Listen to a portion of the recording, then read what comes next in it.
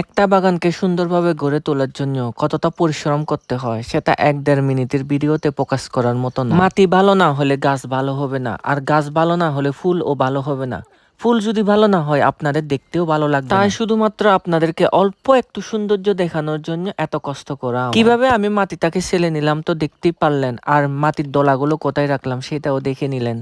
তো আমি এখন গাছ লাগাতে বসে পড়ব। তবে যে কোনো গাছ লাগানোর আগে অবশ্যই পানি চলাচল যাতে ভালোভাবে করতে পারে সেদিকে খেয়াল রাখ। সেজন্য আমি মাটির দলাগুলোকে নিচে দিয়ে এর উপরে জুড়ে জুড়ে মাটি দিয়ে দিলাম। আমি আপনাদের সাথে ইদানিং শুধু রিপোর্টিং এর ভিডিও দেখাচ্ছি, কেননা এই গাছগুলো এই টবগুলোতে শত হয়ে যাচ্ছে। তাই যে কোনো গাছ রিপোর্টিং করার আগে ২-১ দিন পানি না দিয়ে থাকবে, কারণ টবগুলো থেকে শুকনা অবস্থায় গাছগুলো তুলতে খুবই ইজি হয়। মোটামুটি টবগুলো থেকে আমার গাছগুলো তোলা শেষ। এখন আমি নতুন টবে এগুলোকে লাগিয়ে নিচ্ছি। এই টবে লাগানো গাছগুলোকে আপনারা যত রিপোর্টিং করতে পারবেন গাছগুলো কিন্তু ততই বৃদ্ধি পাবে ভালো। বাকি এই দুইটা টবকে তো আর খালি রাখা যাবে না, তাই এখান থেকে রেন লিলির চারাগুলো তুলে নিচ্ছি। সামনে বর্ষার সিজন আসতেছে, আর রেন লিলির চারাগুলো রিপোর্টিং করার এইটাই কিন্তু সুযোগ। এই রেন লিলির চারাগুলোকে প্রতি বছর রিপোর্টিং করার চেষ্টা করবেন, কারণ এইগুলোকে যত বেশি রিপোর্টিং করবেন আপনারা তত বেশি ফুল পাবেন এইগুলো থেকে। তবে তাদের জন্য আহামরি মাটির কোনো প্রয়োজন হয় না, এরা শুধু বৃষ্টির পানি ফেলে ফুল দিতে থাকবে। এই রেন লিলির গাছগুলো বছরে কিন্তু একবারই ফুল দিয়ে থাকে, সেটা হচ্ছে বর্ষাকালে।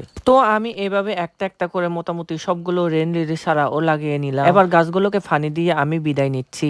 দেখা হচ্ছে আপনাদের সাথে পরের কোনো একটা ভিডিও। ততক্ষণ পর্যন্ত সবাই ভালো থাকবেন, সুস্থ থাকবেন। Tata, bye bye.